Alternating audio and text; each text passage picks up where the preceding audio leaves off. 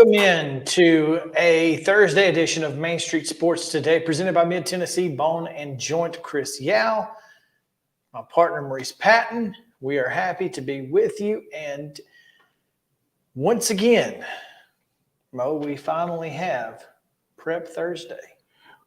We do. I don't know if we're ready for it or not, but we do.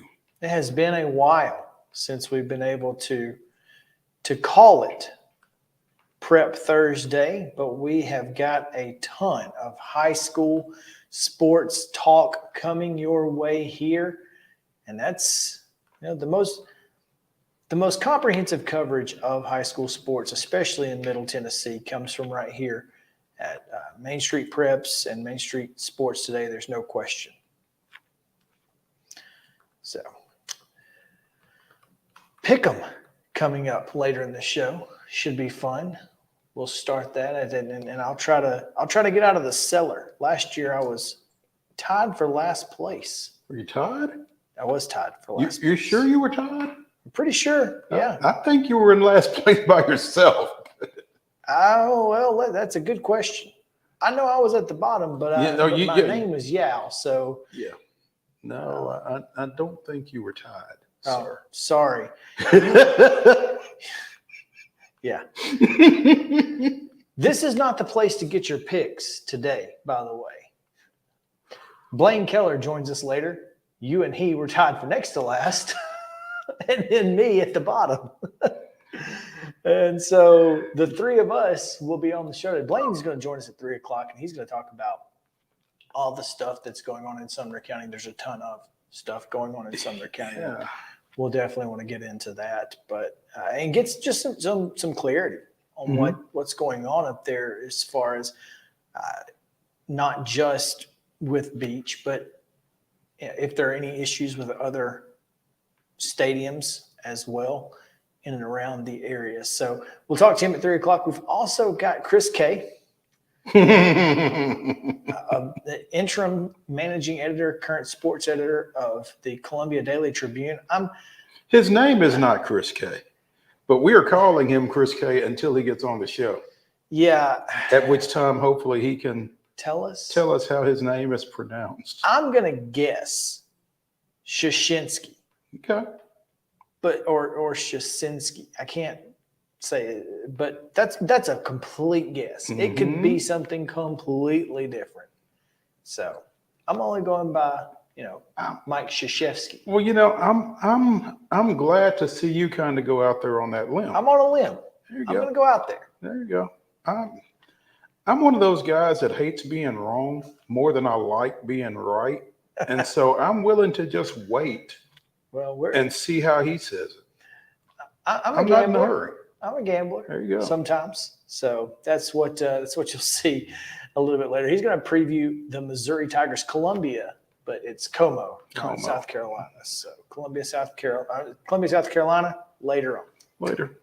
Sometime maybe this week, next week, who knows? But it'll be one or the other. Yeah, but it won't be today. So we got a lot to get to. Braves, of course, and so much more. So let's dive right in and get into yesterday's results and today's schedule on the rundown. This is the rundown. High school volleyball action from Wednesday? These aren't right. These are from Tuesday. They certainly are, which is interesting because I legitimately, like last night, I know what I did. Okay, I've got it right here. How about that? All right, then. Page defeats Blackman 3-0. Gallatin 3-0 winners over Merrill Hyde. Lawrence County 3-0 over Shelbyville. In girls soccer action, Hunters Lane and Greenbrier played to a 2-2 draw, and Rossview blanked to Springfield 9-0. Okay. Major League Baseball action from Wednesday. That is right. Yes, yes. The Braves completed their sweep of the visiting New York Yankees with a 2-0 victory. Charlie Morton was good, Charlie, last night. Cincinnati 7, Cleveland 2. It was Houston 12, Miami 5. The Athletics with a 8-0 win at Busch Stadium over the Cardinals. The Cubs in the Windy City rivalry down the White Sox 4-3, and it was the Dodgers 7, the Brewers 1. In the Nashville Sounds defeated Charlotte 7. Thanks for a walk-off home run from Rowdy Tellez. Out of the leadoff spot? Out of the leadoff spot. That extra AB there you go. Proved to be the difference, a 3-run shot to win it. There you go. Hats off down to Rick Sweet. Yeah, they were down 5-4, and he got over the right center fence. He can do that. For the homer. Football action tonight. High school football is back, and it counts tonight. Cane Ridge at Mount Juliet. That's a 7 o'clock kickoff. They're all 7 o'clock.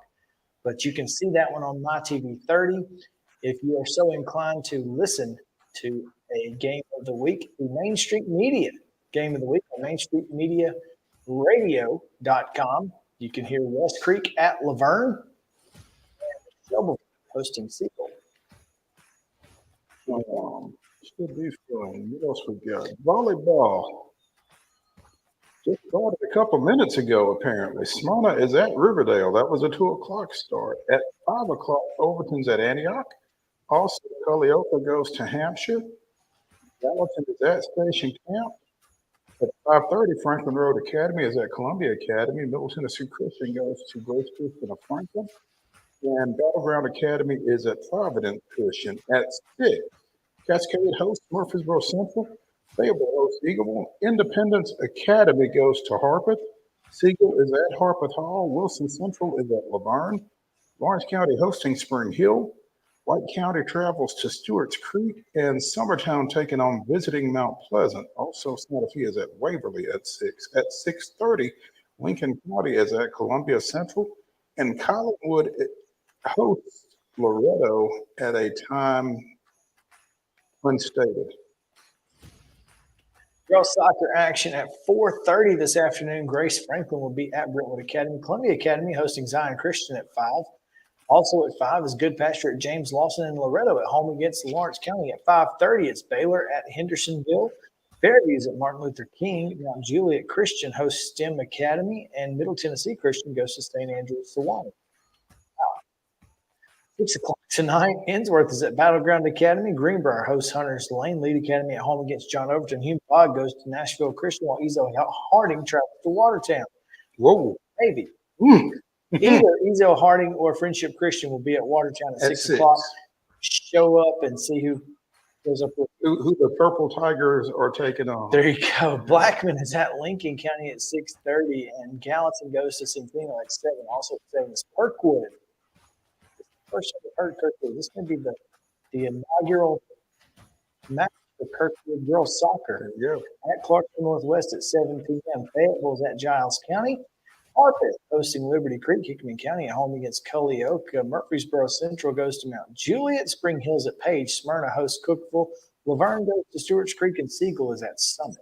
In Major League Baseball action tonight, 6:15 on Big Fox. It's the Mets at St. Louis against the Cardinals. At 9:10, Milwaukee concludes its series against the Dodgers. Wish they'd win one. And in minor league baseball, the Charlotte Knights continue their series at First Horizon Park against the Sounds. Oh, That's a 6:35 start. Throwback Thursday. Throwback Thursday. Should be interesting.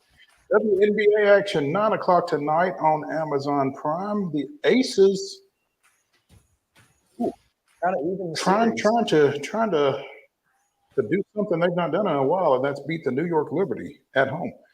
NFL preseason action at 6:30 tonight. You've got Cleveland, Philadelphia. Do we know where that can be seen, or if that can be seen? So what I saw was ABC, Fox, and NFL Network, but I don't think it's going to be on big ABC, big Fox. I think it's on the ABC affiliate in one of the area, Fox on the other area, and probably NFL Network, but I don't know.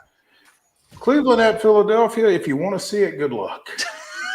That's on you. You got to find it. And that's the rundown.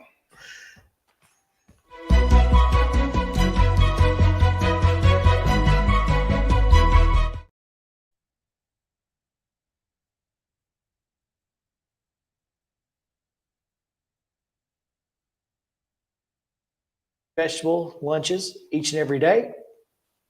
Fresh hand-cut meats in their deli, and fresh produce. So make sure to go see Piggly Wiggly and Neely's Meal in Columbia. Let's take a gander, Mo, at mainstreetpreps.com, where the byline has Russell Venozzi's name. I don't think Russell was the only person to put names on this list, but it's the top 50 mid-state players to watch in 2023 listed alphabetically by school. Statistics are received by submission or listed on maxpreps.com. So, if you have an issue with the statistics listed in this, take it up with whomever submitted it or maxpreps.com. There you go. And there's at least one person who should be a little bothered taking it up with someone. Yeah. With someone. There we go. As we look at this list, Mo, some names that are pretty obvious. Names like George McIntyre from Brentwood Academy, Cruz Law from CPA, Elijah and Isaiah Groves from East Robertson. We've mentioned them a ton of times on this show. As I'm looking for Caleb Beasley, Lipscomb Academy senior? Yes, senior. Obviously, he's been a highly recruited athlete. And so plenty of big names on this list. And there are a lot of guys who we absolutely should be watching as the high school football season gets started tonight. Yeah, there's conspicuous in their absence, perhaps. There's a few names that aren't on this list that absolutely should be. But now I will preface that by saying that maybe we're biased. I've put together enough lists in all area, all mid-state, all state teams that when you start talking about someone who should be on a list or on a team, invariably the argument that I give when I get that argument is who you want me to take off. And that's fine. But that said, yeah, there are some guys that have a have a valid "where am I" reaction to this list. Yeah, I'd agree. Again, like you said, who do you take off? There's probably some folks on here that could be replaced only because of how highly regarded some The of the other players that folks we're are. thinking about Mhm. are, including Including a couple of, and this falls under the "just because we're biased doesn't make us wrong" yes, that's important. category. But there's a couple of guys that we either have seen or will see in the last week. I've seen them both. You have seen Three. them I've both. seen all three of them in the last in maybe less even than 7 4. days. Yes. Two guys who have offers from the University of Tennessee who are not on this list. That's and not just offers, but underclassmen with offers, Underclassmen with offers from the University of Tennessee. among others. Yeah. It's not like they're the only ones. Yeah, Tennessee's not the only offer they hold, but Yeah, it's the most prominent, of course, in this area. in this area, yeah. But two-way Columbia Central lineman Jaravius Hall and Mount Pleasant linebacker who probably projects as a safety, Jaden with a D, excuse me, McClure. And with a Y. Yes, and with a Y, Jayden, McClure. If you're looking him up, by the way, in case you are. And not just that, but 2-time 1,000-yard rusher. Monte Baldwin from Columbia Academy rushed for 1,000 yards as a freshman, rushed for 1,000 yards as a junior, and has a couple of behemoths at tackle this time. So probably looking at a third 1,000-yard season if he stays healthy. Yeah, I mean, And so that's just three guys right off the top of our head. And again, they're guys that we cover on a week-to-week basis. I get it. Doesn't mean they're not worthy. yeah, I mean, and as you look at this list, there are a lot of guys who absolutely I'm excited about watching. Jordan Lee and Caden Powell, both from Beach. Caden Powell. That Caden Powell kid is, what is he, like 6'4", 240 as a sophomore quarterback? Yeah, dude's legit. Transferred in from Smith County not long after their quarterback left to go to Stratford. when Anthony Law came into Stratford with his Louis. He brought Louis with him. That's right. He brought his QB1. Yes, former Beach starter, and I cannot remember Justice. Law. That's it. Yeah.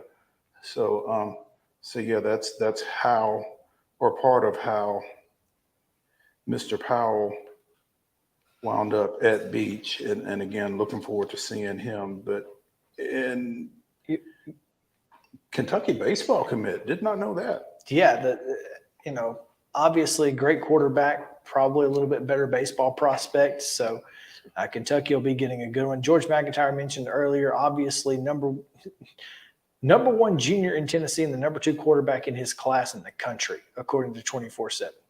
Has offers that include Alabama, Georgia, and Tennessee. That's decent. That's not bad. Yeah, that's You'll not take bad. that. Mm-hmm.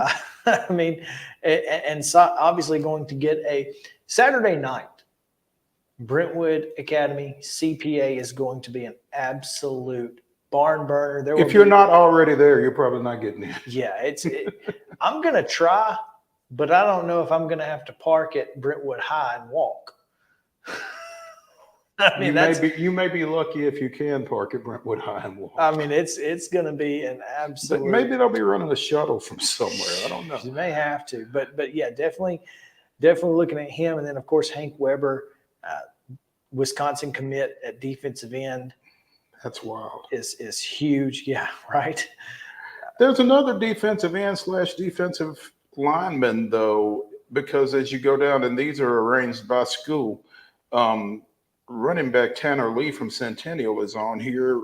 Defensive lineman Keegan Scruggs is not, who had like 20 tackles for loss last year. From Centennial. Yeah. And one of the, I say, maybe not necessarily last year, but typically one of the tougher regions in the state in Class 6A. So doing it against other Williamson County schools in that district and region is very difficult. So, yeah, that's a name that you think, maybe should have been on here, maybe, but again. As I worked through the list, there were a couple names, and this summer has been such a summer of transfers. Yeah. I mean, a lot of kids has moved. I guess the transfer portal has made its way to the high school level in Tennessee. I don't know, but DCA running back Ashton Jones is now at Oakland. Friendship Christian receiver Brock Montgomery is now at Riverdale. I think Jones may be dealing with a minor injury, but he's expected back at some point. But, I would have expected to see both those guys on here. And you wonder how much that plays a part in it. The fact that they are injured right now? Yeah. I mean, Dwayne Morris, who transferred from Red Bank, holds an offer from Vanderbilt, A&M, Ole Miss, Kentucky, Louisville, Colorado, among others, is on the list at Oakland. So obviously that backfield's loaded, and they lost one to Brentwood Academy. So, I mean, it just goes to show, and then we talked with Page coach Charles Rathbone earlier. I guess it was a couple of weeks ago, maybe 2 or 3 weeks ago. Yeah, right. Well, it was right after Ronan O'Connell committed to Clemson, and he is questionable, I guess, for their season opener this week. I think he's dealing with a back issue, so hope that goes well for him. You hope the injury is not, it doesn't keep him out too long, but certainly folks at Giles County are not going to be upset to not have to worry about him on the offensive line. Right, or defensive line. Or defensive line for that matter. Yeah. Several guys from Pearl calling on here. Javion Kennard, obviously one of the most electric players in all of Class 4A. Darius Reed, Grayson Beach, Donovan Higgins. I mean, this team is loaded once again. Certainly could find themselves back in the conversation for a state championship at the Class 4A level. You've got a couple of folks from over in Rutherford County, Braden Graham, 3-star quarterback at Riverdale, and Jalen Morgan, junior from Rockville, defensive back, who's being recruited as an athlete by Tennessee, Alabama. I mean, you look at the offers in this, and it's pretty obvious that Middle Tennessee has become a hotbed. Yes, absolutely. I mean, this is a must-see area, and not just for Vanderbilt and Tennessee. No, absolutely. At this point, and I mean, Pitt, Georgia, Eastern Kentucky, Colorado State. Oh, and look at this Terrion Grant, the cornerback from Siegel, junior. He's a number 4 junior in Tennessee and number 16 corner nationally. And DBU wants him. Among others. His top 10 is Tennessee, LSU, Michigan, Michigan State, Nebraska, Arkansas, Louisville, Virginia Tech, Miami, and Purdue. That pretty much spans the globe in terms of college football. Yeah, and that would happen occasionally in what you lovingly refer to as the Dandy Dozen mode. I know you love that. That's an inside joke. He doesn't like that name. No, it's not even inside. It's not even inside. I hate that name just because it's the only name anybody seems to be able to come up with. I mean, Dynamic Dozen. Dynamic Dozen. Dirty Dozen, I thought was a great fit for football, but I was overruled in another life. But yeah, I remember, again, in another life when I was doing the 12 top seniors in Middle Tennessee. And, there were probably times you couldn't find 12 that had big FBS that offers. had D1 offers. Yeah. You couldn't, there were times, the first year that I did it, I specifically remember we had 12 that not all 12 had Division I offers. And that's now you're cutting off. You're cutting off Power 5 guys. Yeah. It really is remarkable, and we say it every year. We've been doing this show for 3 years now, and every single time that we talk about this comes up. The mid-state area has just become a talent-rich area for high school football, And everybody's coming here. You know, everybody wants to make it be because of the, population explosion, or everybody wants to make it a residual of the Titans. But I don't know if any one thing, I don't know that you can pinpoint any one reason why the talent is as great as it is and as deep as it is and as far reaching as it is. But I tell you what, if you're a high school football fan, you better be appreciating this and get out and see some of these kids on Friday night. If you're not if you're a college football fan, that too. I mean, there are some places that you can go and see 3 or 4 guys that you're going to be See on Saturdays. Yeah. And And then maybe you'll on have Sundays. and you'll have 10 or 12 that will be playing on Saturdays. You just won't see them on TV. But you know what? That's not That's a bad still good. thing. That's what I'm saying. I mean, Because that's here's impressive. the thing. If somebody wants to pay you to go to college, take it. But the point that I'm making is that you're still going to see a lot of Saturday level players, and there aren't, in the grand scheme, what did we say in basketball? 2.5%. It might be a little greater in football, maybe not. I don't know, but it's still a low number of folks who get paid to go to college to play athletics. Right. And if you get a chance to see 10, 12, 14 guys on one field, and there are a lot of places in Middle Tennessee that you can find see that. that. So yeah. Again, we're going to tell you, find a way. MainStreetPreps.com has the 50 mid-state players to watch. Go check that out. And again, also keep an eye on the other areas and some other kids to because watch you'll that see may not necessarily be to watch. Yeah, I mean, what I'm saying is make sure to subscribe to Main Street Preps, because here's what you're going to get: $34.99 a year. So $35 over 12 months, right? For 12 months, $3 a year, $3 a month. It's nothing. And you can read game stories, highlights. You can, Feature stories. you can see features, Stats. statistics on not just football.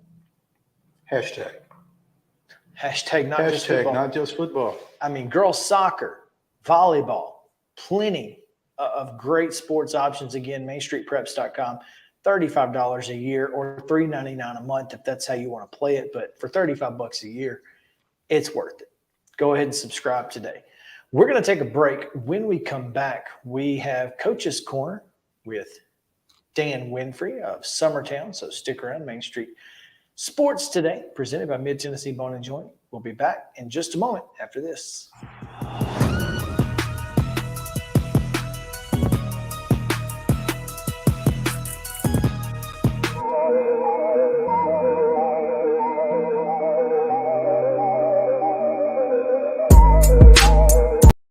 Mid-Tennessee Bone & Joint treats your orthopedic injuries and existing conditions. Our trained physicians will get you back in the game faster. Contact us at 931-381-2663 or www.mtbj.net.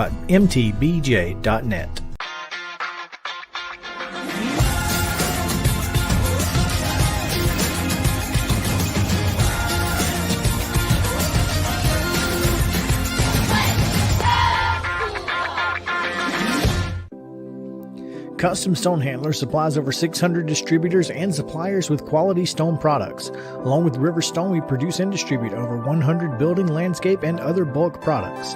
Our goal is to provide quality products, service, and partnerships to ensure our customers' success.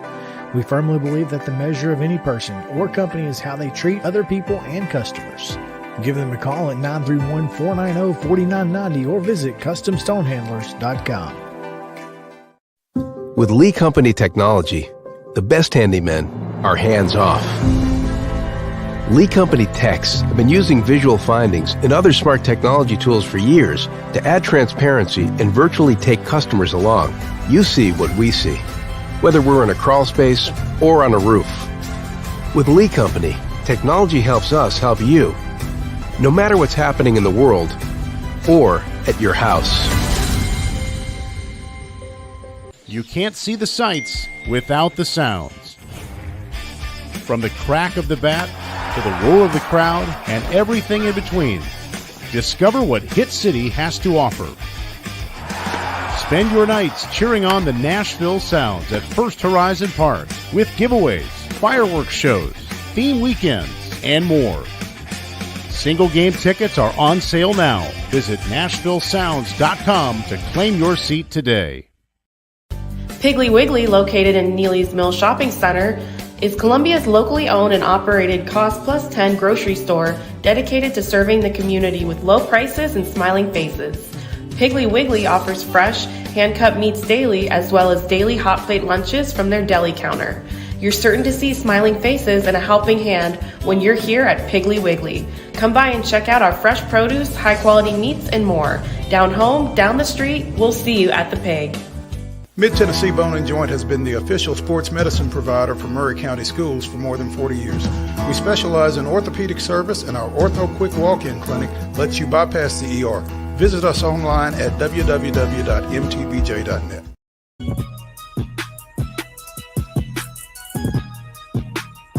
Presented by Mid-Tennessee Bone and Joint, Chris Yao and Mo Patton here with you on this Prep Thursday. We got a lot of preps today. We'll take you from preps to pros, but probably very shortly. We've got a lot of high school to get into, mainly because tonight is the beginning of high school football season. So it's going to be a lot of fun, of course, talking about our picks later on in the show. And we'll also get into a lot more high school stuff. But right now, we're going to go to Coach's Corner, where we have SUMMERTOWN football coach Dan WINFREE standing by. Thanks to our friends from the Hart Cafe out in Chapel Hill. Make sure to go see Renee Hart and the fine folks out there in Chapel Hill. And she'll keep you fed. She'll keep you happy. Yeah, absolutely. There's no question. But now, Coach, welcome in. Thanks for joining us. Thanks, guys. Good to see you. Good to see you as well, Dan. Appreciate you taking some time with us. It has been literally a month since you were introduced as football coach at SUMMERTOWN High School. What's this month been like for you as you head into your season opener tomorrow night down at Lawrence County? It's been fast. It's been a fast month. A lot of stuff that, getting hit with that, man, it just seems like it's coming, but it's been a good month. And our kids have really responded well to me being here. Like you said, I was introduced on a Friday night. We started practicing pads on Monday. And, man, it's been go. I think I counted yesterday was like our 13th practice. We had a couple of scrimmages in there. But, it's been a fast month. Relative to other situations that you've been in, 24 hours out from your season opener, what's your level of comfort, I guess, with, the work that you guys have been able to get done in this short period of time and your preparation for your season opener? I don't know if I'd been here for a year. I don't know if you're ever, at 100% comfort level, because one of the things I think in opening games is you go through all the stuff that you want to have in to, be prepared to play. But then, as I told the guys early in the week, what typically happens about midweek is you start evaluating, what are we good at? What are we not so good at? What do we need to throw out? And I know a lot of coaches over the years, Ron Crawford and I've had this conversation a lot. And there was a lot of Wednesdays where Ron's defensive script would literally be about half of what he started the week with. And Bruce Arians is another guy. I know he used to start with a big board, with all the plays and whatnot. But so, there is some of that where you're cutting back as you get into the week. But we have been challenged to get, all the things covered. We hope we've covered all the situations. We got one more walk through, and then it's time to kick off. I spoke to you, I think maybe a week after you had taken the position, and you said you were still learning names. Do you know everybody's name yet? We've been doing roll call for a few days, mainly for me to learn names, and I'm getting dadgum close. I got 2 kids that aren't brothers, but they look very similar. One of them's a few inches taller, and that's about the way I tell them apart, but I'm getting close to learning them. When they take the numbers off, you're in trouble, huh? Well, it's a challenge. But we're getting there. That's great. Dan WINFREE, new coach down at SUMMERTOWN, joining us here on Coach's Corner, presented by From the Heart Cafe over in Chapel Hill. Dan, how do you feel like you're being accepted by a group of kids who have had, you're their 3rd coach in less than a year, you're their 4th coach in 2 years, you're their, for these seniors, they've had 4 different coaches. Yeah. I mean, how are things going between you and this team? I guess maybe on a buy-in level, that kind of thing. Well, I feel like it's been good. We had a little interview last night and had a couple of seniors on, and they commented, I think they supported what my thoughts were, that they feel like that it's gone well. And be honest with you, you never know until you get into a lot of the battles that are going to come during the season. But so far, so good. I mean, they've been very coachable. We have thrown a lot of stuff at them. We've tried to be, we've tried not to overwhelm them, but at the same time, get all the stuff in that we need. And when one of the things that I kind of use as a guide is when we put things in and now we're correcting mistakes, how are they responding to that? And I think our guys have responded well. We've corrected a lot of those mistakes, and they're asking questions and they want to learn. Personally for me, I think it's gone well. And I guess, like you said, or like I said, you'll know in a few weeks when we, get into a few more battles. But so far, so good. Dan, there's a lot of folks, and there's no secret that you spent 3 years as head coach at Lawrence County High School, and so long time ago. it was a lifetime ago, I'm sure it feels like. But a trip back to Hendrickstad Stadium is going to be a little nostalgic for you, I'm sure. What's that going to be like? I have been at a lot of places and have gone back a few times to other schools that I had coached at. And, it's just the next game, and you're focused on the minute. We've really talked to our kids this week about, being in the minute. Don't worry about yesterday. Don't worry about tomorrow. Let's be right now in the moment. So I'm going to be in the moment as best I can. I'm sure I have coached a game on the other sideline. When I was at Lincoln County, I know we went back for some JV games and maybe even a varsity game, but I've been a few places where I had coached before, and it's a little bit different getting on the other sideline. But the key thing, I think, is just being in the moment. And that's one of the unique things about this rivalry. Obviously, Summertown didn't have a high school football team when you were at Lawrence County, so and this is a young program. How do you instill into these kids that football pride for Summertown? Obviously, they have plenty of pride in athletics. They've been great at a lot of things for a long time. But how do you make sure that they have football pride? Well, you're exactly right. Summertown's been good at just about everything that you can think of. Basketball, boys and girls, baseball, softball, golf's big now. I mean, volleyball, anything you name, they've been good at. And so my comment was, why not football? And they have had some moments here. 2 years ago, they were a playoff team that won a playoff game. So they've had their moments, and and we just need some consistency and kind of keep this thing together. Mo mentioned the number of coaches that they've been through, and that's unfortunate for the kids. I've experienced some of that in my past, my high school experience. We had, I can remember baseball. We had a different coach about every year. And so, it's unfortunate, but we're just trying to provide a little stability and build on what Summertown's done in the past. Dan WINFREE, the new coach at Summertown, joining us here on Coach's Corner. Dan, personnel-wise, what are you seeing? What are you liking? Who are you liking? Well, I think our skilled people are probably the strength of our team. We've got a lot of young kids, and the thing that I noticed pretty soon when I started looking at the roster and trying to learn the roster and look at some past scrimmages and see is, we've only got 6 seniors and we've got about that many juniors, but we've got several freshmen and sophomores. And so a lot of those guys are going to have to step up and play. And in our offensive line, for example, we will start at least 2 sophomores, maybe 3. So, we're going to be young up there, but those guys are working. They're getting better.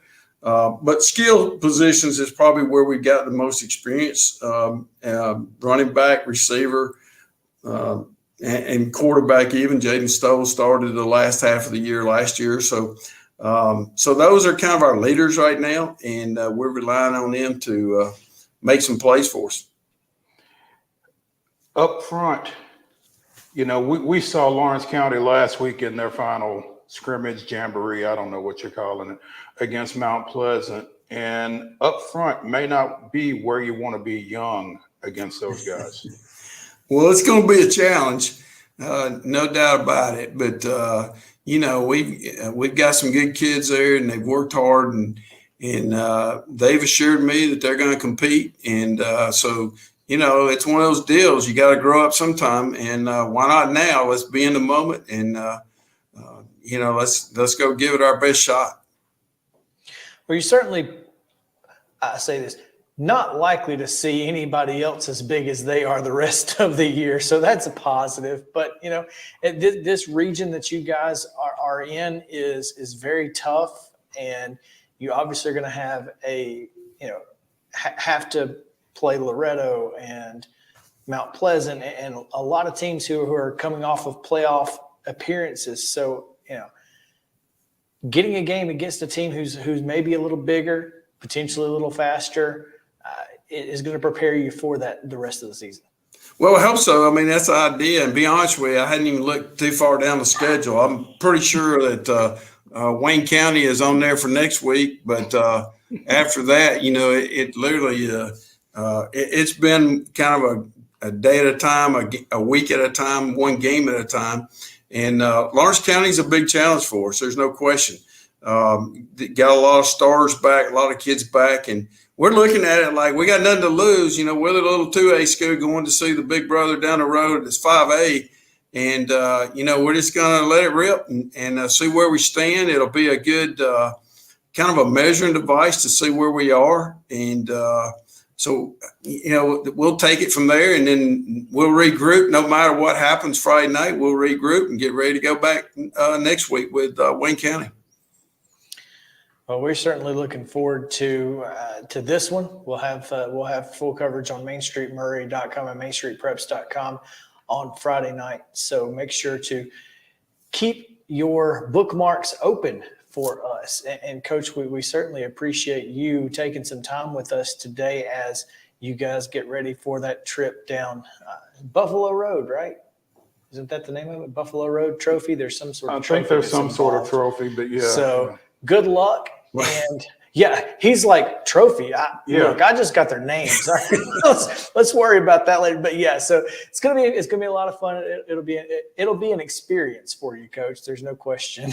No doubt. We're looking forward to it. I've been contacted. I got a lot of former players from the area, and like I said, it's going to be a big challenge. But heck, let's go give it a shot and see what happens. There you go. Let's do it. Thanks again, Coach, for taking time. We appreciate it, and good luck tomorrow night. Thanks, guys. All right, we are going to take a quick break. When we come back, we've got Braves chatter. So stick around here on Main Street Sports Today, presented by Mid-Tennessee Bone and Joint.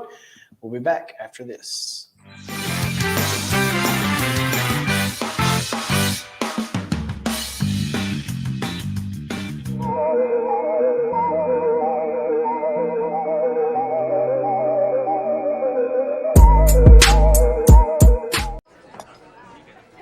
You've been putting back a few, and a few becomes a few too many.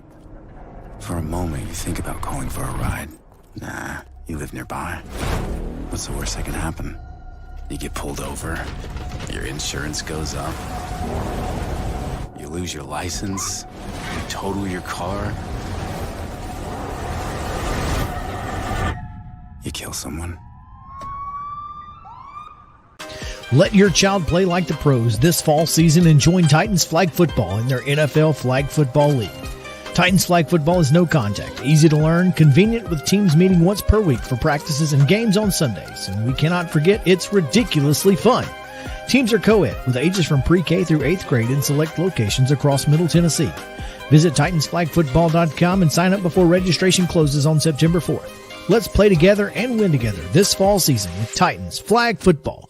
Y'all, I'm serious right now. They have a dragon here. I saw it. But no, they don't. There's no such thing as dragons. I swear, I saw it. It had huge claws. Get out of here.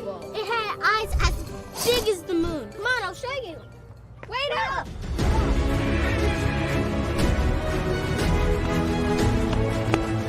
Do you hear that? We're almost there. Whoa! I told you so. That is a dragon.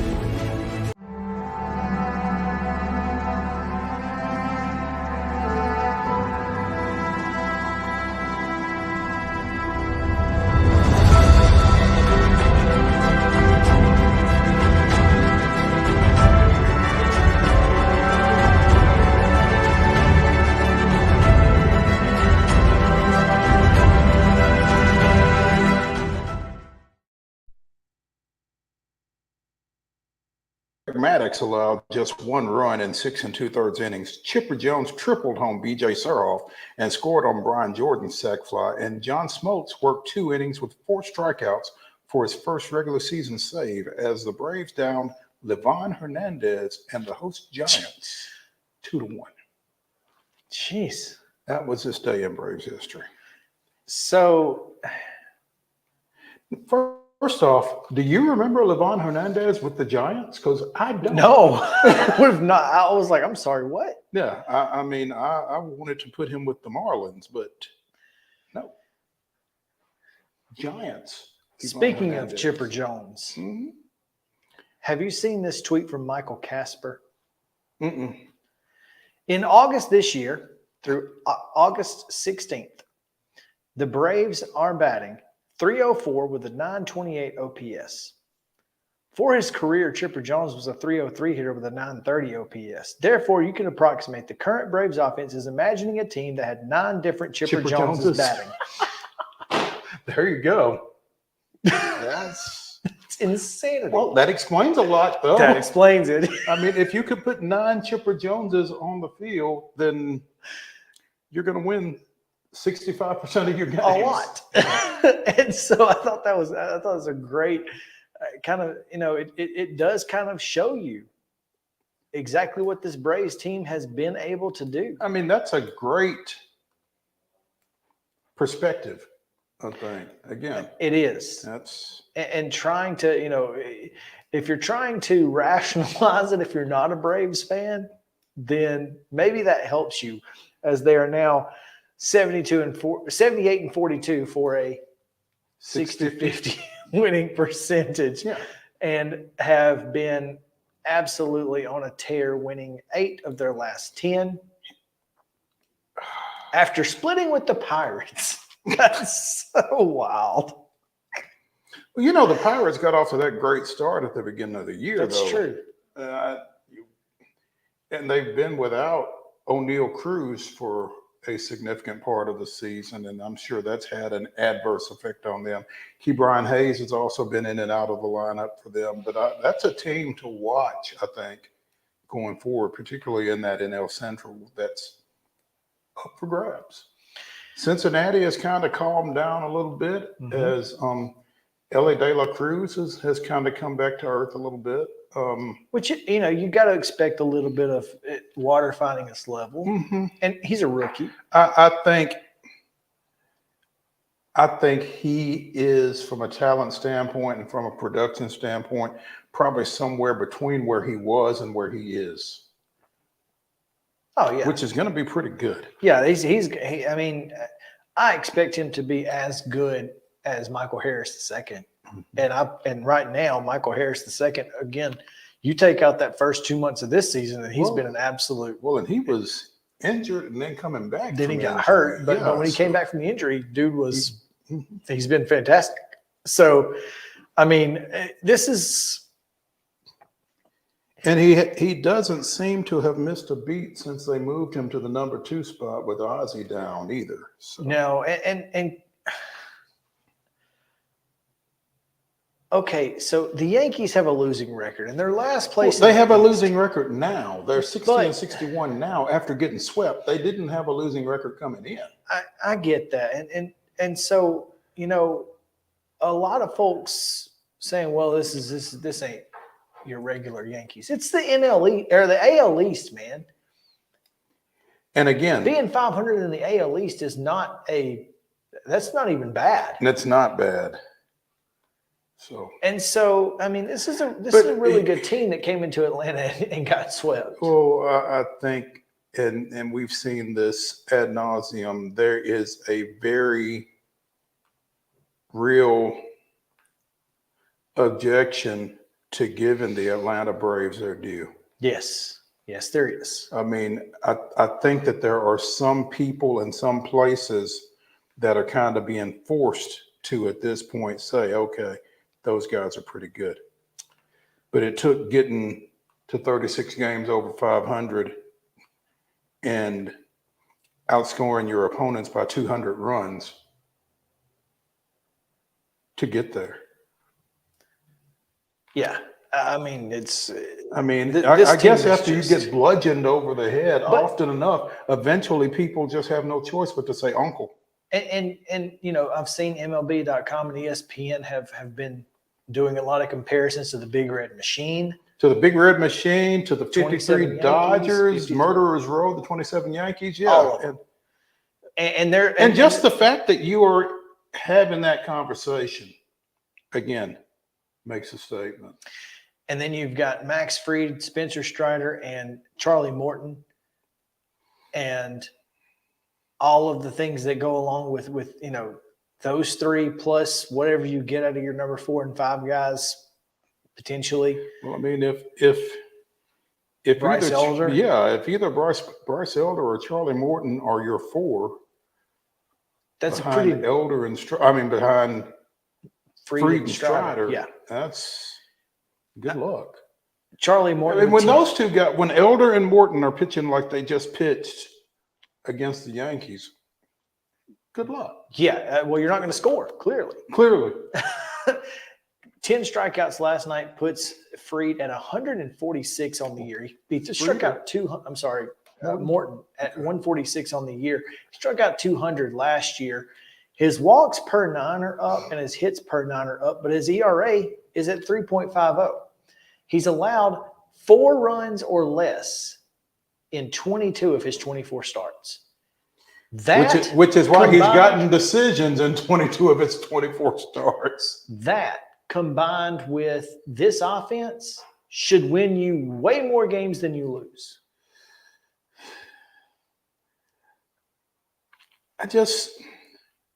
And we had this conversation week and a half ago. Is he inconsistent? Clearly not. He walked 7 against the Mets, but 4 runs or less in 22 of 24 starts. That's a winning. That's enough to win. With this offense, every time he goes out, he ought to win. Yeah. Additionally, to that stat, he has gotten 4 runs or less in run support 8 times. In 24? in 24 starts. So of his 10 losses on the year, 8 of those, He received less than 4 runs of support. so that's, again, So the offense takes a day off when Charlie goes out there, they're like, okay, we He's don't got have to it. score He's as got many this. as we have He's got it. recently. But I think Well, that's, and again, 2 runs last night. yeah, 2 runs and was enough. And so if that guy's your 4, I don't, and I hate to be this way because I don't want to be this way. Mm-hmm. But if you don't win the World Series, If you don't win a World Series, none of this matters. none of it. None of it. Not the major league record for home runs in a season. None of this. Because matters. the response to that is yeah, but. Mm-hmm. Oh, yeah. Yeah, but did you win the World Series? You did not. No. To their credit, I think they know that. And I think everybody's kind of trying to stay away from that conversation in the Braves world. I mean, there's really no sense in having it. Yeah, I don't think it's necessary. I think everybody knows, and I don't think there's anything you can do about it. So, what's the point in talking about it? 2023 team stats. First in the major leagues in runs, batting average, on-base percentage, and slugging percentage. Pitching.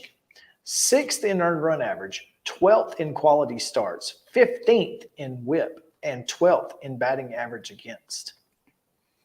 Okay, but see offense. And apparently 65% of the time, that's good enough. So just throwing that out there. I just, it's funny because the Braves don't have a lot of saves. And it's like, How many do they have? Well, they have 38. But it's like, Well, that's because they beat everybody by more than 3 runs. What's their average margin of victory? That's a good question. I wish I knew that. I mean, they've outscored I think the run differential is 208. Jeez. That's just. So, I mean, if you're beating folks 11-3 and 21-3, and there are no saves.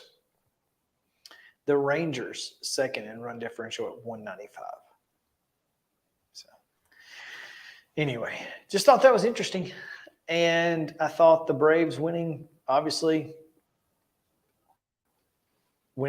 they are, what did I see? 11-2 on the year against teams from New York. We'll take that. Ooh. 11-2. Saw a tweet that I wanted to get your opinion on. Hang on. Okay. One more thing before we leave this. I'm trying to see. The Braves have only had 2 games decided by, well, since I left Pittsburgh, when all 4 of those games were decided by 2 or less. Gotcha. Okay, so that skews it a little bit. I can't pull this thought together as quickly as I'd want to, so go ahead. I gotcha. You basically what I'm guessing is only 2 games since Pittsburgh that was decided by 2 or less. Mm-hmm. So, I mean, again, the saves aren't there. The save opportunities aren't there. Only 1 save opportunity in that stretch. Mm-hmm. Only 1. So there you go. Biggest Braves killer of all time. Your most hated Braves killer. Oh, my most hated is Jim Leyritz, easily. It's not over a long period of time. Well, and I think that's what this is trying to get to. This is a guy who, whenever you saw him, you hate to see him. And Leyritz doesn't necessarily fit that bill, but in '96 he certainly did. Yeah. Dallas Brett says Ryan Howard. That's probably a fair one. I said Dan Uggla, but only because he did it both as an opponent and as a team member. I'm just saying. Sorry. Do you know where you're sitting? Yeah, I do. And Mike may text me here in a minute. It'd be really ugly. But dude was If so. he did, he should. Dude was, every time you saw him come up against the Braves, he was gonna do something, and it's like, geez, I hate this guy. I think it's because he wanted to be here. And then he got here, and obviously had the long hit streak, and at times was as good as he'd ever been. Mm-hmm. But over the extent of his period here, he was not great, and it just. I think the reason that it hurt so bad is because I wanted him here so bad, and I wanted him to be a Brave, and I was like, heck yeah, we finally got Dan Uggla, and then it's at this point that I really question our Friday night football assignments, because it's my understanding that prior to the Columbia Central Marshall County game, there's going to be some type of a Miracle League presentation, and I believe both Ugglas may be there, both Mike and Dan. Well, and so I may just need to send you over to Central and let you deal with this. I don't think that's enough. But yeah, I mean, the reason that I think I hated it so much because it was such a disappointment to me, because I wanted him to be so good. Mm-hmm. And it just wasn't. So that was my answer. Most recently, Garrett Cooper. Glad to see his butt gone. Send him out west. Are we done with Arizona? Well, I think we are. So we don't have to see Garrett Cooper anymore. Not Arizona. No. San Diego. Yeah. Is that where he went? Yeah. We've got San Diego coming up in just a little while. That's unfortunate. So, yeah. No, we're done with San Diego. Okay, we are done. Sorry, San Diego's playing the Marlins. I was watching them and seeing if Ryan Weathers might end up pitching against San Diego, but he's in Jacksonville. No, we're done with San Diego. Thank goodness. Never see Garrett Cooper again in 2023. If we don't, I'll be happy. Let's take a break. When we come back, Blaine Keller standing by at sports_BK. Architectural analyst. Dude has probably learned more about bleachers in the last week than he ever thought he would ever need to know in this job. So we'll talk to him about that in just a moment on Main Street Sports Today, presented by Mid-Tennessee Bone and Joint. Stick around.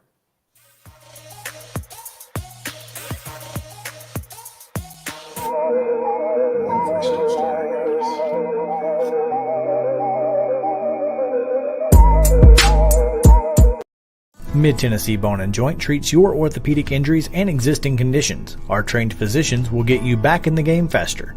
Contact us at 931-381-2663 or www.mtbj.net.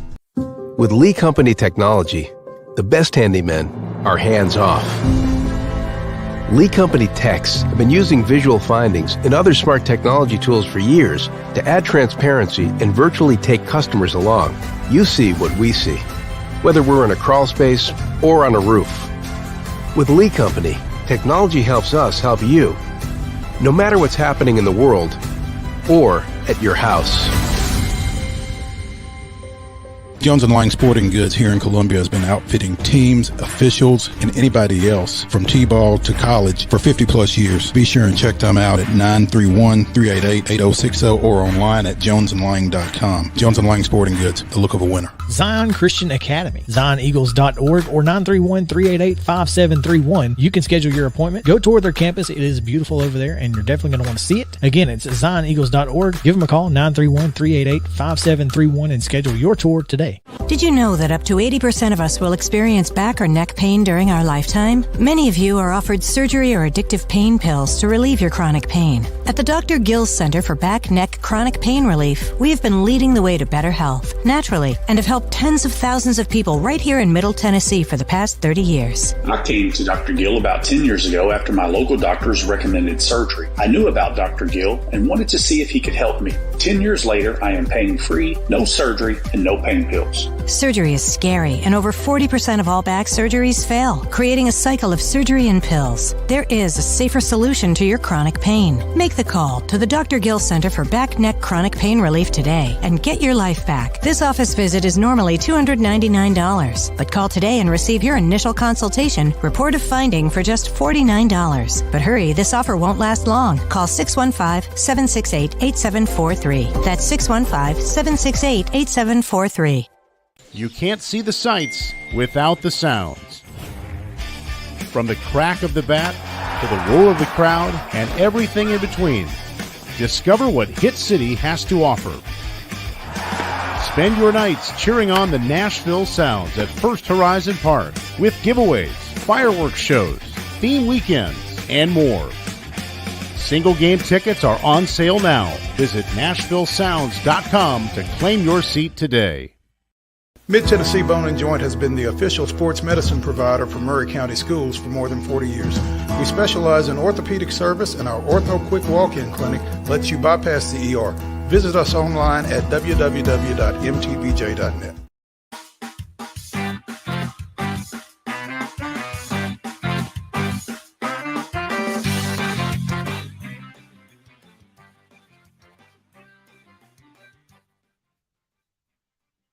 Bone and Joint, Chris Yao, Patton on this Thursday. It is, again, Prep Thursday for the first time this year. A lot of high school sports to talk about. Picks coming your way in just a moment, but also from Como, Chris K joins us at 3:25 to preview the Missouri Tigers. So, And his last name. and hopefully we'll learn his last name. Yeah. But right now, we're going to go to Sumner County, where Blaine Keller's got a little bleacher report. It's good. Blaine, what's up, man? That's good. How long did you think about that before? I don't think he thought very long about it at Right all. off the Actually, I think that was off the cuff and right off the dome, solid, huh? solid. Well done. Well played, sir. Yeah, You get lucky sometimes. that was good. With that said, Blaine, what's the latest on bleachers in Sumner County? Well, there's believe it or not, there's something coming out soon that has been embargoed later today, so I'm unavailable to share it immediately. But there is another update coming within the next hour. There's another update coming within the next hour, Embargoed. conveniently after I get off of the call here with you guys. So just be on the lookout on Twitter. Super and, convenient for Yeah. That always works. That's the story of our lives, Dude, to be honest. You have no idea. If our If show you was only knew. if our show ended at 11 o'clock, news broke at 2. If our show started at 2, news broke at 4. If our Right. show started at 4, news broke at 6. It just every single time. It never fails. Yeah. So what we can tell you all is check out at sports _BK That's it. around 4:15 probably. Right? A little Should it be sooner than that, actually. available by then? I mean, Sooner than that. could be sooner than that. We're talking like right after I get off the air here. It's So 3:30. it's in motion. Well, maybe we should. I just didn't keep say it- that. Maybe we should have brought Chris K on at 3. and Yeah, Blaine we at should have just 3:25. flip-flopped Yeah, it. just So we didn't rearranged know. it. Yeah. Yeah, we didn't know. But tell us what you do know. What can you tell and what us? you can tell Yeah, us. what I can tell you is that it's been a crazy last 36 hours, 72 hours for these Sumner County football programs, and it started Monday night when Beach's visitor bleachers collapsed. At the time, Director of Schools Scott Langford said it was probably because of heavy wind and rain in the area from the past week. But it sparked an engineer's search of not only Beach's home stadium, but all of the stadiums within Sumner County, at least the public schools, that is. We've heard reports and rumors from just about every school not named Liberty Creek. But what we know is that Beach and Station Camp will play Friday at White House. Then in that Now, let me next week, stop- yeah, Let me stop you right there. Beach and Station Camp will play tomorrow night at White House. That was Yes. supposed to be Beach's home game, but because of the bleacher situation, they've moved that game to White House. correct. Was there ever a discussion of just flip-flopping those games and Station Camp hosting in the first year of the 2-year scheduling cycle and Beach hosting next year? I've heard two explanations on this from the sources I've talked with. One says because they are not region foes, anymore because Station Camp moved down to 4A football. There was no guarantee that they would play each other next year. So part of that is the issue that in 2024 you don't know if they actually will schedule each other. But on top of that, if you move the game to Station Camp, then that's one less game with gate money for Beach. So it's one less home game where they get their concessions and they get their ticket sales, and it's one less opportunity, I guess, to make a little bit more money for their program. Now, the other move I've heard is this one's all speculation. So this one comes with a grain of salt. But what some people have said is that in moving it to White House, a team that wasn't going to play on Friday, you open up a spot for Station Camp. Whereas if, let's say, Hendersonville and Gallatin were unavailable to play at either of their stadiums, then you can move that game to Station Camp because it's a good in-between for both schools. So that was a long game up in Sumner County. Apparently. Could be a chess move, right? So they're expecting other stadiums to possibly be unavailable for tomorrow night as well. The game plan right now, as of 3:10 p.m., is that every other school will be playing at its designated home site. That could change, that could change as late as 9 p.m. or 9 a.m. tomorrow. That plan could change as early as 3:30 p.m. on Thursday. Gotcha. This guy. I mean, and that's so. I guess that makes sense. I guess when you look at it that way, it makes a little bit more sense. I don't necessarily understand the possibility that Station Camp would not play contracts. I would think that they are 2-year home and home contracts, but maybe they're not. Maybe they're 1 year. I don't know. I don't know how that would likely be unprecedented. Yeah. So, but anyway. As a matter of fact, guys, I hate to actually break the news right here, right now, but I have been given permission to run it at this moment. So here's the news. We'd love for you to break the news right here, right now. Ladies and gentlemen, hold on. Before you do that, let's get a tweet out that lets folks know that Blaine is breaking news right now on Main Street Sports Today. So yeah, let's go ahead and get that out there. We've got. But yeah, this has been a whirlwind. Mo, are we ready? Yeah, talk to us, Blaine. All right. Well, Friday night's game between Portland and White House has undergone some change, and my wording needs to be precise here, so forgive me for that. After an inspection of Portland's home stadium, part of their home bleachers have been condemned indefinitely. So they are still going to play Friday's game at Portland. It is just the concrete because White House is unavailable portion. Yeah, because White House is now unavailable. That's right. Wow. So Portland's bleachers will be shut off then? The concrete portion of Portland's bleachers have been condemned indefinitely. That's not to say that they wouldn't be available for the rest of the season, but the wording from Athletic Director Brandon Smart is that indefinitely the bleachers are not available. So they certainly that won't changes. Be available tomorrow night. Right. That changes the seating arrangement. So home fans at Portland are encouraged to now sit on the visitors' side bleachers at Portland. And if you've never been that far north and don't understand kind of the layout of Portland's home bleachers, they do have two steel sides. It's just a concrete base to their home bleachers. So the concrete sides are condemned, or the concrete center is condemned, and the steel sides on the home bleachers are still available for use. So they won't be able to sell as many tickets then? No, they will not. So, okay. All right. Is that the only other news that we have to this point? as of 3:14, and I again, as of 3:30, so far, that's the newest information that I have received.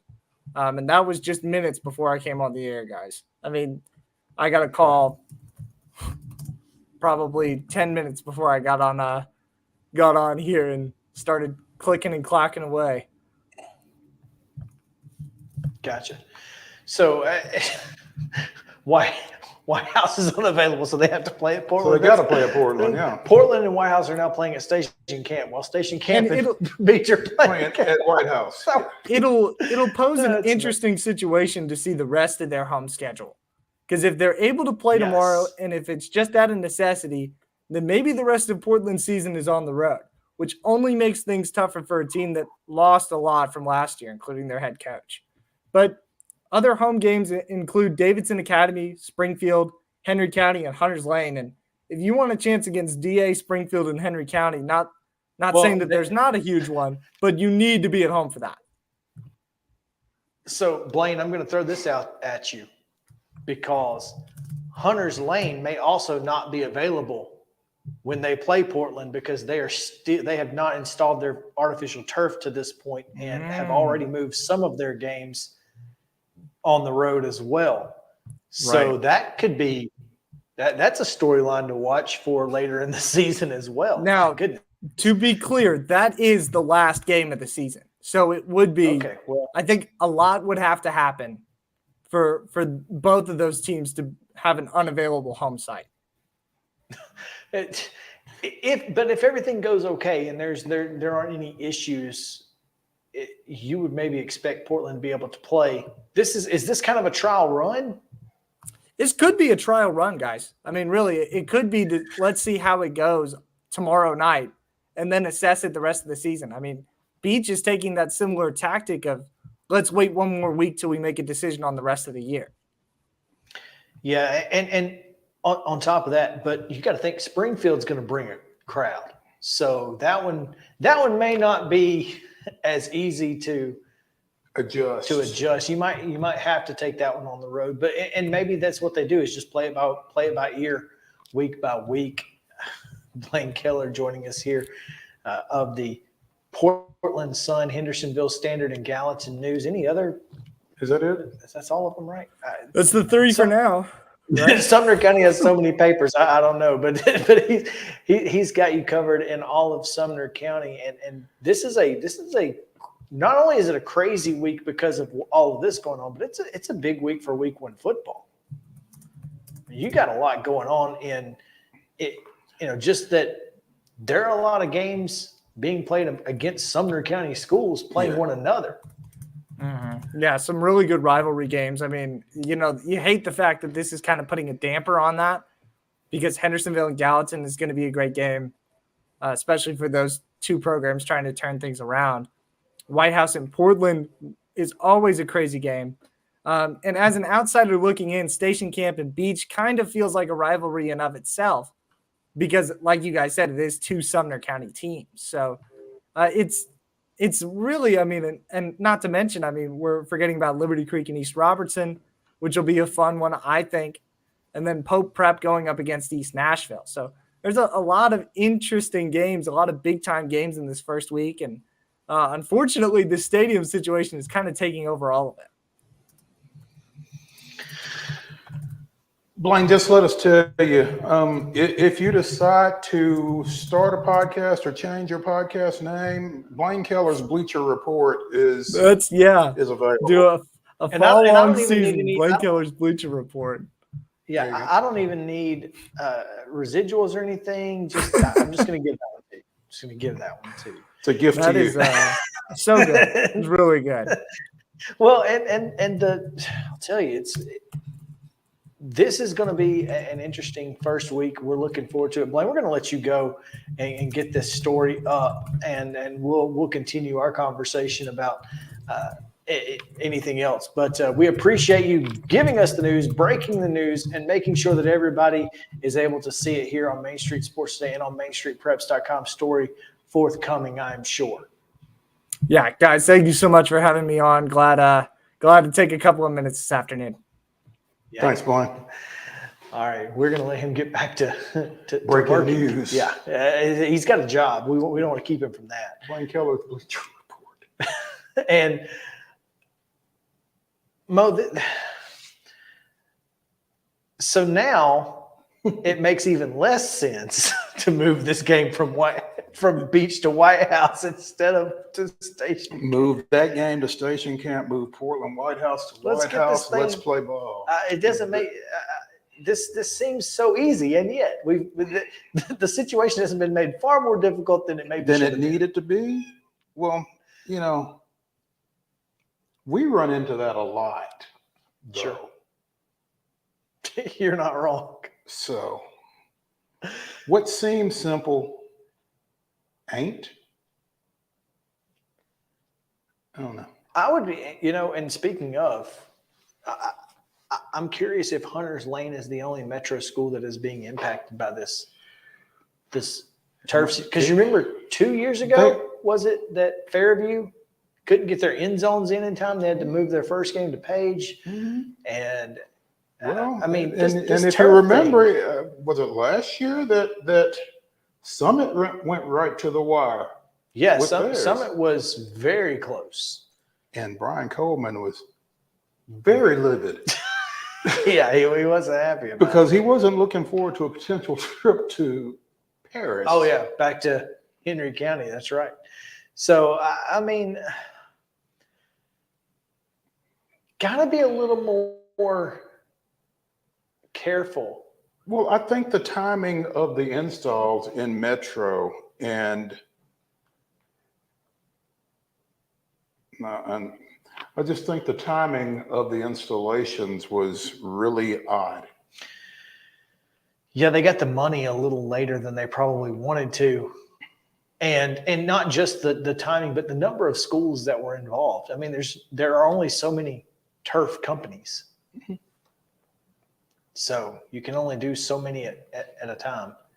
And my assumption is they use the same company for I would think that. So, I mean, who knows that they got a bulk deal with somebody in Metro, yeah. So, I don't know. But anyway, yeah, high school football is a little nuts in Sumner County this week. So, make sure to keep it with MainStreetPreps.com, at Main Street Preps on Twitter. We're going to take a break. When we come back, to the SEC we go, continuing our SEC coverage this time. We move to the east. It's Missouri. And we'll be right back on Main Street Sports Today, presented by Mid-Tennessee Bone & Joint in the Lee Company studio.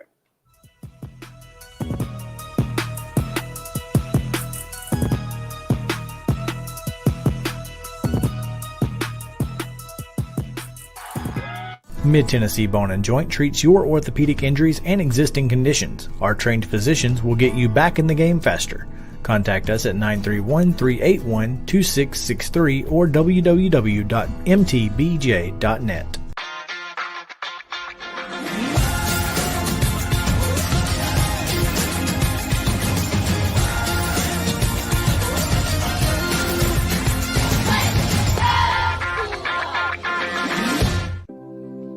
Custom Stone Handlers supplies over 600 distributors and suppliers with quality stone products. Along with River Stone, we produce and distribute over 100 building, landscape, and other bulk products.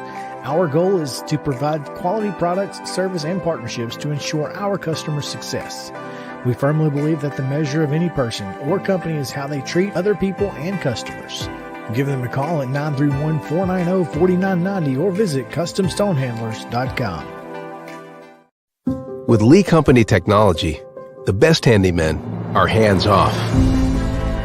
Lee Company techs have been using visual findings and other smart technology tools for years to add transparency and virtually take customers along. You see what we see, whether we're in a crawl space or on a roof. With Lee Company, technology helps us help you, no matter what's happening in the world or at your house. You can't see the sights without the sounds.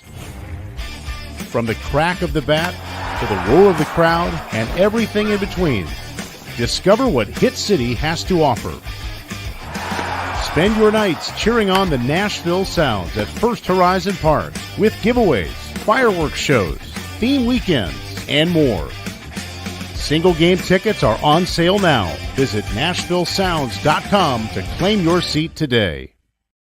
Piggly Wiggly, located in Neely's Mill Shopping Center, is Columbia's locally owned and operated Cost Plus 10 grocery store dedicated to serving the community with low prices and smiling faces. Piggly Wiggly offers fresh, hand-cut meats daily, as well as daily hot plate lunches from their deli counter. You're certain to see smiling faces and a helping hand when you're here at Piggly Wiggly. Come by and check out our fresh produce, high-quality meats, and more. Down home, down the street, we'll see you at the Pig.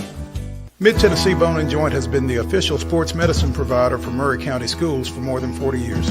We specialize in orthopedic service, and our Ortho Quick Walk-In Clinic lets you bypass the ER. Visit us online at www.mtbj.net.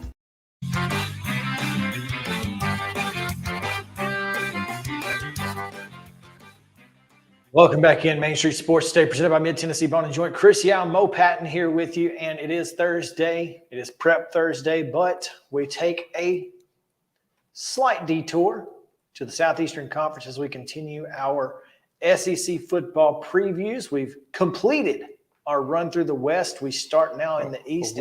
We've completed our run through the SEC West because we're still in the western part of the SEC. That's true. That's true. I mean, geographically speaking, you get what you get. Yep. Don't pitch a fit. There you go.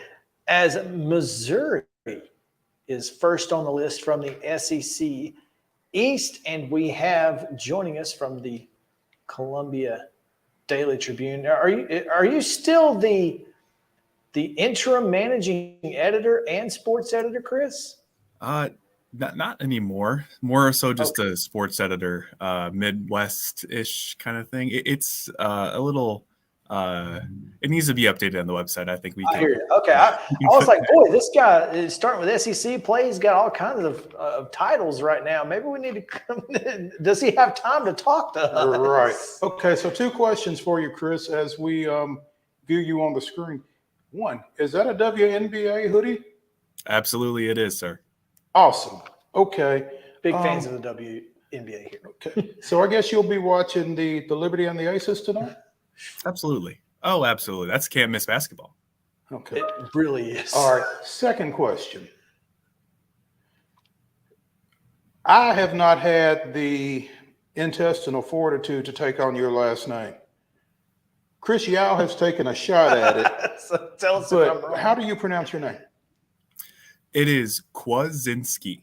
KWIECINSKI. You were not even close. Not even well. But what did you try? At least What was the attempt?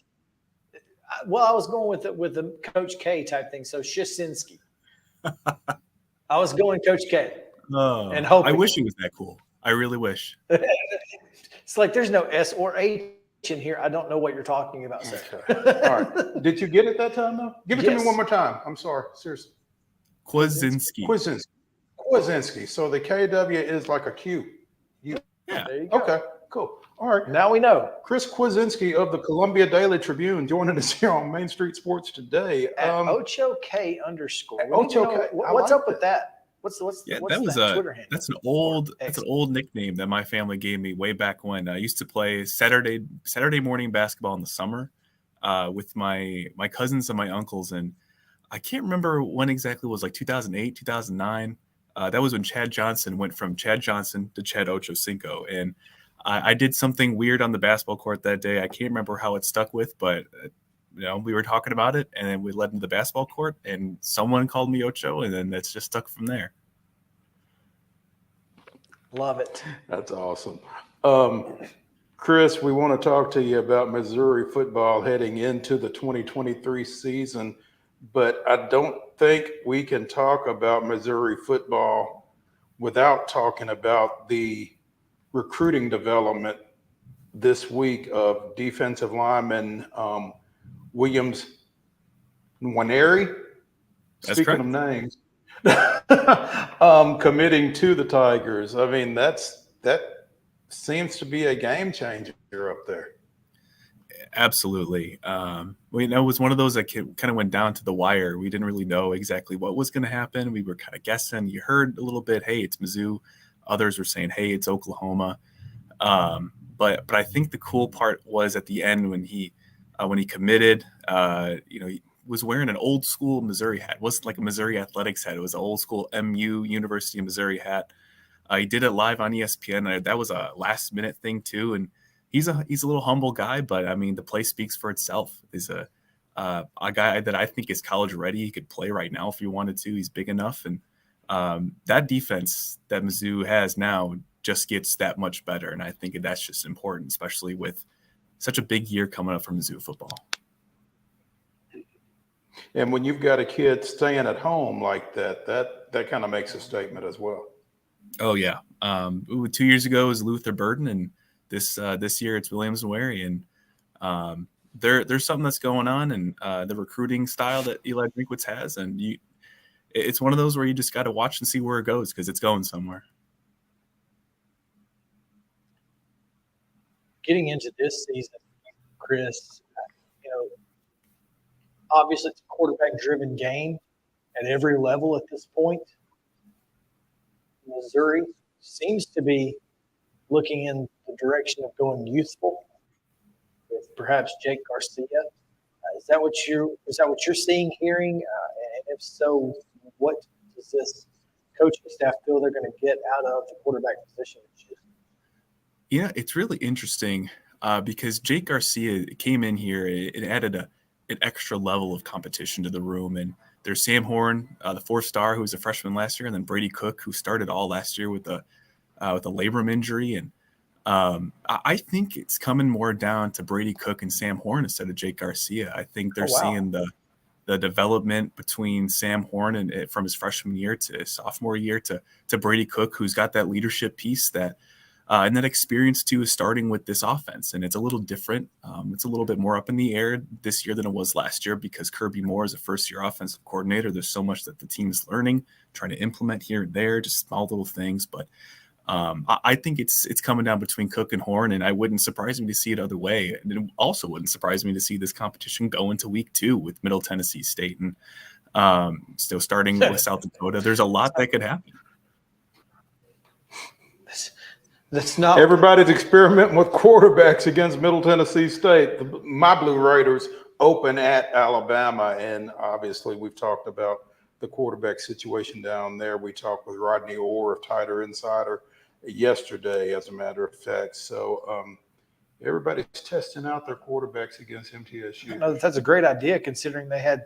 Well, I don't know if it's a great idea for Missouri in particular. Yeah, Missouri's already seen Middle Tennessee State come to Como. Yeah, so I was really a little surprised to see that game again, to be honest. But, I mean, away from quarterback, Chris, what are your thoughts about this offense with Drinkwitz? Yeah, so it comes down to some really interesting points. And the last year we saw the offense get handed off a little bit more to Bush Hamden, who was the quarterback's coach at the time.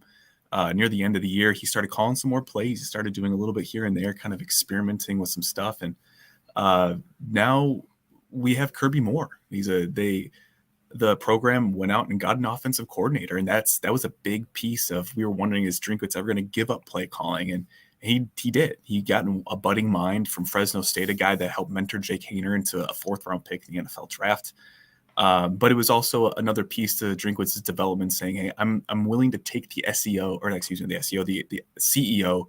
approach to being a head coach. I want to be a recruiter first, and then a CEO second, or depending on the time of the year, that might change a little bit. But now that's his main responsibility. He's also taking some special teams responsibilities too, and I think it's important to note that he's still developing. He's still finding ways to say, I'm willing to give up play calling if it means we win more games. And I think that's what was going to come down to this year. And the offense has the pieces. It has the pieces to be successful. And at this point, it just comes down to, hey, what can you do to be successful? And it all just comes down to how is Kirby Moore's offense going to translate to the SEC?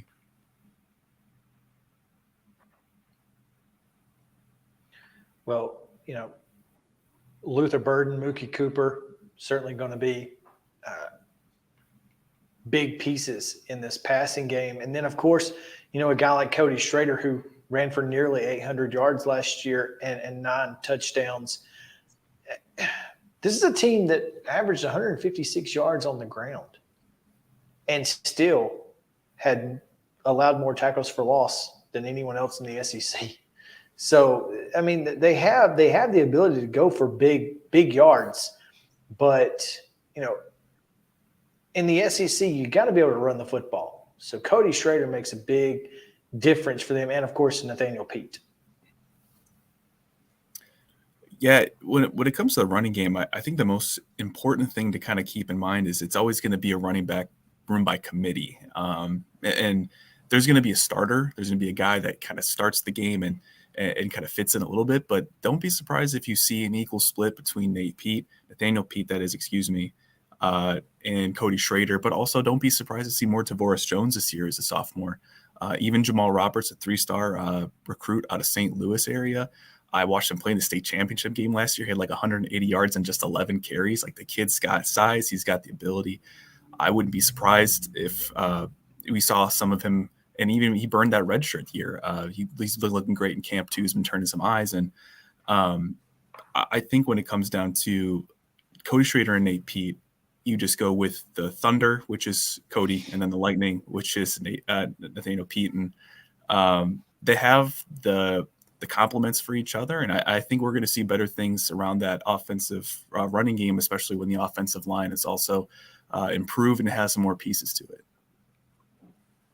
You talk about that offensive line, looking at an article from, I guess, yesterday on the Daily Tribune, kind of outlined some movement on that offensive line, trying to get some folks in the right place. A sophomore lineman moved back out from guard to tackle, and a transfer settling in at guard. And so got some transfers for some reinforcements up front, looks like.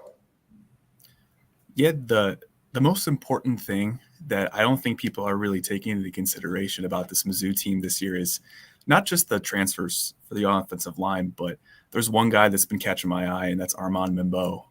He's from Lee Summit North, Kansas City, greater Kansas City area, same school that Williams Nwary's coming from. But I think he's a guy that the team originally slated in at right guard, but now he could play right tackle. They're kind of moving him there after Cameron Johnson got moved to right guard. Connor Towson is solidifying the center spot, which is a big question mark for this team coming into the season. But Armand can play anywhere. He was number 39 on Bruce Feldman's freaks list with the Athletic. And from everything that I've heard, the word special keeps getting thrown around. They say he's a special guy. He can play so many different positions, and he can really help solidify that offensive line. And don't be surprised if he's the next all-SEC second team offensive tackle, and then maybe move to left tackle next year when Javon Foster graduates. The potential for this kid is a little unknown because we just haven't seen him play a full year at a specific position yet. But don't be surprised if he's the guy that we're talking about down the line as one of the better offensive linemen coming out of the SEC. Wow, that's pretty high praise for this team and this program. On the other side of the ball, 4th in the SEC in total defense last year, really good at getting into the backfield. Darius Robinson, solid NFL prospect. What do you think is the strength of this Missouri defense? Honestly, it's funny because Darius Robinson's great. He's going to play more edge rusher this year, maybe come in a little bit with a defensive tackle and go at a defensive end a little bit more, kind of focus more on pass rushing. But the strength of the team is the secondary by far, and honestly, bar none. Chris Abrams-Drain and Ennis Rakestraw had combined to have a great year last year with I think it was 26 pass breakups, and you want to see some more interceptions out of those two, but they know that. Now, every time we've asked them, how do you turn PBUs into interceptions, they kind of rattled off well, I remember 3 or 4 that I should have had picked last year. And that's the next step for this group. And not only do they have Chris Abrams-Drain, Ennis Rakestraw, 2 NFL prospects, but you have Dalen Carnell, who's got a nose for the football, is a really good ball hawk, who's filling into the star secondary position. where Martez Manuel left off. I think it was like a 3 or 4 year starter for Mizzou. And then you look at the back end with safeties where Joseph Charleston's experience, Jalen Carley's is also experienced there. There's a lot of experience in that backfield, and don't be surprised if they're getting NFL looks and they're getting in that draft conversation too. Chris Abrams, I know, is already in that conversation. I think it's like a 3rd or 2nd round pick. But never I think played the position. That's so wild. We had him on our show at SEC Media Day, and boy, one, he's a fantastic young man, but his story is just ridiculous. Isn't it great? He just speaks to his athleticism, and don't be surprised. He had a kick return for a touchdown against Tennessee a couple years ago too. The guy can do a lot. NFL loves that. NFL loves absolutely. it when you can do more than one thing, and that's what you get with Chris Abrams. So when you look at the schedule, obviously, it's the SEC East, which means that Tennessee, Georgia, then the annual Arkansas game is in there, and you got to go on the road for both Georgia and Arkansas. Got to go to the great big grocery bag in Lexington. I mean, and then of course you get the defending Big 12 championship game winner, Kansas State, Memphis, and St. Louis. This is a tough schedule. It is. When you consider, like you said, Georgia on the road. I know not last year in 2021 they went there and with 2 backup quarterbacks and kind of got shelled. But when you think about this team now with the experience that they have in the first handful of games of the year, that's why it's important that this team gets started fast. That's why it's important that South Dakota, Middle Tennessee State are big wins leading into the Kansas State game, which this year's at home. Last year it was rainy, dreary, it was a disgusting game. And it got even worse in the second quarter when they threw like back-to-back picks, I think, and Kansas State just blew it open from there. And this year being at home is going to help Mizzou in that regard. It just depends on how well they can defend Will Howard. Deuce Vaughn's not there anymore. I mean, he was incredible. When I watched him, surprised me that he was a 7th round pick. I thought he was going to be at least a 5th round pick. But when you talk about getting started early, this team can build that momentum, capitalize on his experience, and kind of go into the Vanderbilt game, 3-1, 4-0 maybe, and take one on the road against improving Vanderbilt team. I mean, you're talking about a ranked Mizzou team that's hosting LSU the week after that. And it really depends on the day sometimes. You could talk me into this team starting 5-0. You could also talk me into this team starting 3-2 and just kind of having a few struggles here and there. But it's a tough schedule, and that's why it's a little bit hard to kind of figure out where this team's going to go, and especially when there's no starting quarterback named yet. I'm going to try it. Go ahead. Chris Kwiecinski. Close. Kwiecinski. Yeah, there it is. I was close. Chris Kwiecinski of the Columbia Daily Herald, Daily Tribune. Jeez. We have there's a paper here in Columbia, Tennessee that's the Daily Herald that we both worked at. But so anyway. You're not wrong. I did work for the Daily Herald at one point, and that's in Chicago, but that's another lifetime. I understand other lifetimes. Chris, I'm intrigued by this between Kansas State and Vanderbilt, the trip that the Tigers are taking to St. Louis to take on more Tigers as you're meeting Memphis, I guess, halfway. This is an interesting ball game, I think. A chance for you guys to get down on the other end of the state and kind of show off a little bit, but also, again, playing a Memphis team that I don't know how much Mizzou recruits in that area, but it's probably an area that's recruitable for them. Just strikes me as an interesting matchup. It does. And we know that the AA season is something that you can really take for granted. They got some really good teams and some really good football that's come out of there recently. And Aiden Glover is a 3-star quarterback in the Memphis area that's committed to Mizzou in the class of 24. So they're starting to peek into that area. It wouldn't surprise me if this was an excuse to say, hey, we beat your team, come play for us in the SEC in that area. But It's going to be a little bit tougher because it's going to be a little bit brighter lights, especially in St. Louis. The first time they played in St. Louis for Mizzou, that is, since I think the 2010 or 2011 season when they played Illinois. But there's a real cool chance for a lot of players like Luther Burden, St. Louis natives, to come on and just put on a show for their city. And I know this team's excited about it. And it's even cooler because it's Memphis and it's not, a South Dakota. It's not a different team and maybe an FCS or something like that. It's a team that's made waves recently. It's sent a lot of players to the NFL, and they're aware of the matchup, but they're also aware of the opportunity of playing in St. Louis too. And wouldn't be surprised to see a lot of juice in that game, especially on both sides. I know Mizzou's trying to buy out that game or had talks about buying it out because it was supposed to be at Memphis. But then they kind of settled on the idea of just, let's meet halfway and just go to St. Louis. And I don't know if Memphis is over that. I think they might be still a little peeved about it, but they were able to keep the game in this time played in St. Louis. So there's going to be a lot of juice in that game. I'm looking forward to it. Memphis is always peeved about something, trust us. That's so true.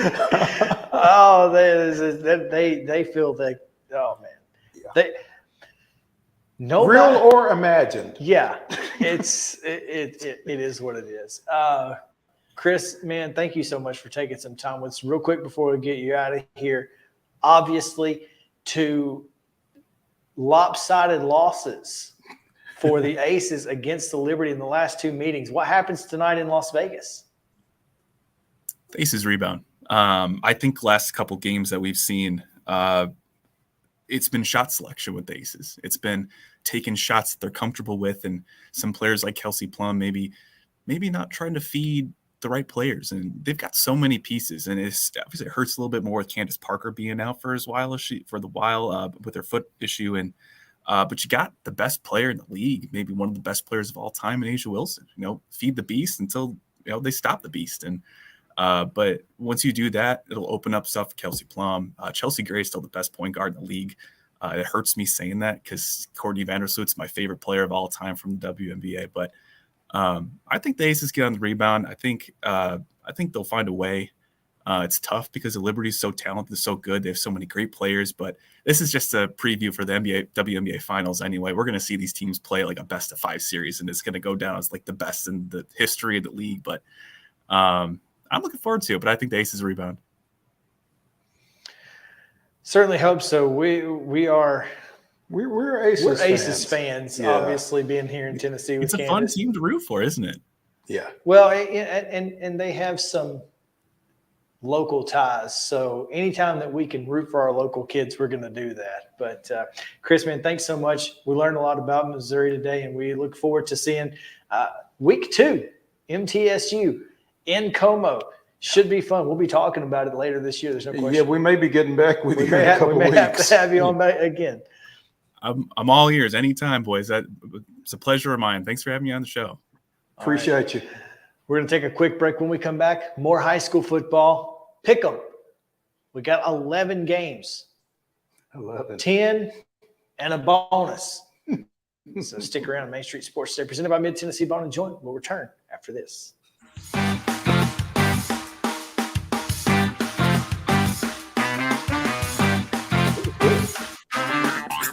This is Chris Yao with Main Street Sports Today. Every show, Mo Patton and I welcome friends from all across the sports landscape, from high school coaches and reporters to national, college, and pro sports personalities. You never know who might stop by for a chat.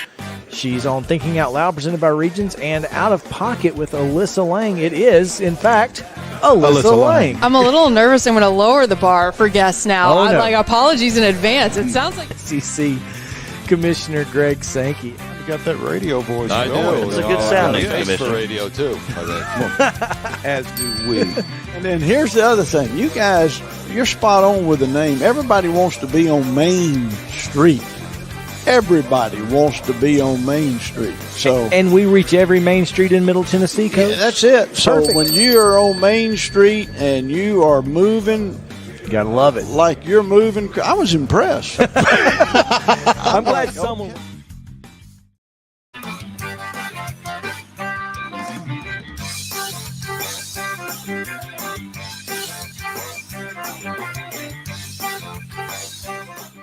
Welcome back in Main Street Sports today, presented by Mid Tennessee Bone and Joint. Chris Yao, Mo Patton. A pretty fun day. It's been jam-packed. It has been. It's been a lot going on. It really has. Yeah, man. I mean, Dan WINFREE was great talking about SUMMERTOWN and the month that he's been their head coach. and that is wild, isn't it? It really is. That it's been just that period of time. So anyway, we've got to get to some picks, Mo. And well, as you pointed out, going into the Blaine segment, do we really got to get to some picks? It's yeah. Well, I'll tell you, it is. This is the first week is always one of the tougher weeks. First cut is the deepest. It is. But before we do that, I want to throw this up here. And Justin, forgive me for taking over your duties for just a moment. But for those of you who are curious, this is the picture of the Portland football stadium that they are trying to distribute. The red X on the bottom middle of the screen is where you can't sit. You can't sit there. You can't sit here. Thus the red X. Seats taken. Can't sit here. Portland fans, they ask you to go to the opposite side where you see the full bleachers and maybe the band on one side and fans on the other here. I don't know, or just stand around they may bring in some portable bleachers. It looks like they've got some portable bleachers on the right-hand side there. Yes, so perhaps they'll bring in some portables. But anyway, just wanted to throw that out. Take your lawn chairs. Take your lawn chairs, exactly. All right, high school football pickup. Here we go. Game number 1, the Main Street Preps game of the week. Mm-hmm. IMG Academy coming in to Lipscomb Academy. That is tomorrow night at 7 p.m. You can see it on Flow Sports if you are looking for a place to watch. If you can't get out, if there's some reason you can't get out and you're looking for a game to watch, that's how you can watch it. Mo, I think IMG is going to take this one. I think IMG is going to take this one, but I'm interested to see just how, Lipscomb holds up in Kevin Mawai's debut as head coach of the Mustangs. Obviously, an ultra-talented program that has been put together there just off Granny White Pike. But, I think IMG is IMG. IMG is where Lipscomb wants to be. Sure. I think. And I think that's probably what you're going to see tomorrow night. Cross Presbyterian on Saturday night. Hey, what's your pick? Or did you pick? I said IMG is going to take this one. Okay, cool. All right, cool. Cross Presbyterian at Brentwood Academy on Saturday at 7 p.m. Again, if you want to get there early. This one is on My TV 30. It's Saturday also on night, My TV 30. Yeah, I think they've got games all 3 nights. They do. They have a game tonight, tomorrow, and Saturday night. For me, it's Brentwood Academy, but I think this one could go either way. I think it will be close. I think Brentwood Academy will win it, but I don't think. I think it'll be close. I mean, I think CPA will make the Eagles nervous. I can't remember his name, but I want to, and I'm about to tell you guys to remember the name, despite the fact that I cannot.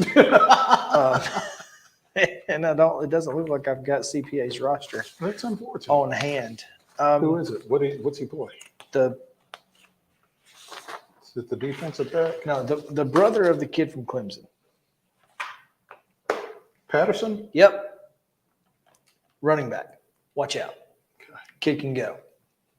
He's legit. Okay. So go with now they've got a LSU commit, right? CPAs, in the secondary. Yes. Oh yeah, number one. Whoever. Yeah. Again, somebody would love to be able to tell you, but you don't have your roster. Don't have my rooster in front of me. But yeah, number one is where he's at. And if you can, I can tell you this: if you can throw away from him, just should. Just remember that, George. Hang on. Well, here's the thing: giving George McIntyre advice. So but here's the thing. I mean, George McIntyre is a number 2 quarterback in the country in his class. I mean, if anybody can go up against this guy, it might be him. There's that. So, Andre Evans with an O. Yes. Andre with an O. All right. Both got Brentwood Academy, and that was Smyrna at Riverdale. I'm going to go with the Warriors here, but I don't love the pick. I really like what Matt Williams has done over a long period of time at Smyrna. And games like this, I feel like are right in his wheelhouse. I'm taking the Bulldogs in this one. Uh-oh. All right. Green Hill goes to Northeast Friday at 7. I've got the Hawks by a couple touchdowns. I've got the Hawks by a field goal because I don't know a whole lot about either of these teams, actually. But I'm just basing this off of history at this point. I just think Green Hill's Hill been pretty good. Green Hill has done a good job in a short period of time. What is this? Their 5th year? Yes. So I would agree. They've done a great job. And so I don't think it's big. And here's the thing. I don't think it's as big as you do. Kirkwood took a lot of players from Northeast. Mm-hmm. So just remember that. Yeah. We talked to Chad Wilson last week. They took players from Northeast and Rossview? Is that what he said? Yeah, but mostly Northeast. I think. Okay. So I think that's part of it. Mm-hmm. Dixon County at Creekwood. Is this got a name? It should have a name. It should have a name. I don't know if it does or not, but I've got Creekwood in this one by a couple points. I've got Creekwood basically by a touchdown. I just think Dixon County has struggled. And I think one of the biggest challenges Dixon County has right now is just learning how to win. That's certainly understandable. Hendersonville at Gallatin. This is a game of two teams that last year certainly underperformed to their standard. Mm-hmm. And so I'm going Hendersonville here, but honestly, I think both teams are going to be better this year. I think both teams will be better this year. I think Hendersonville is probably better right now just for the fact that, Gallatin's breaking in a new coach because Chad Watson is now at Kirkwood. There you go. There you go. Page at Giles County. I think this is going to be one of the – first of all, we got to call Wade Neely out for not picking this game. I'm just going to throw that out there. Wade, that's weak. That's weak, man. That's weak. Sauce. I mean, we already know you think Giles County is going to win, so you could just pick Giles County. Well. I think Page is going to win, but I think it's going to be a barn burner. I'm going to go with the Patriots here, 34-30. I tell you what, I felt better about picking Page before I found out that Ronan O'Connell may not play.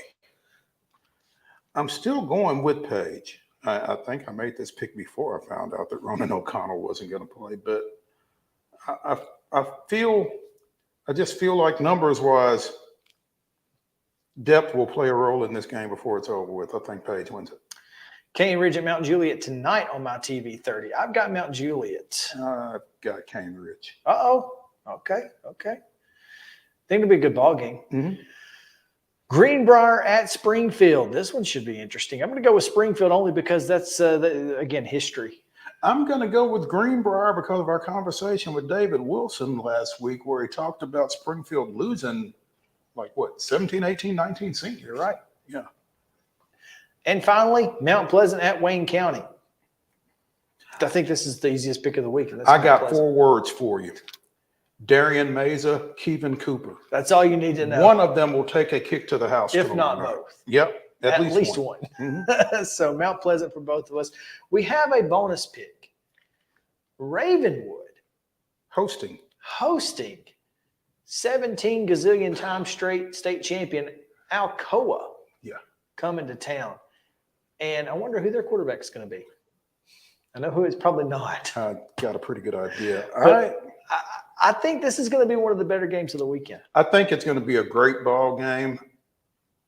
I think it's going to be a long drive home for the Tornadoes. I think you give Will Hester this much time to get ready for somebody. 100% agree. I think that's the difference. I think Will Hester is going to coach this team to the win, even without Chris Parson. Yeah. If they had Chris Parson, I feel really good about it. Oh, real? Yeah, no doubt. There you go. That's going to do it. That's our high school pick 'em. You can find all of our picks on MainStreetPreps.com. We'll see you guys tomorrow with more on Main Street Sports Today.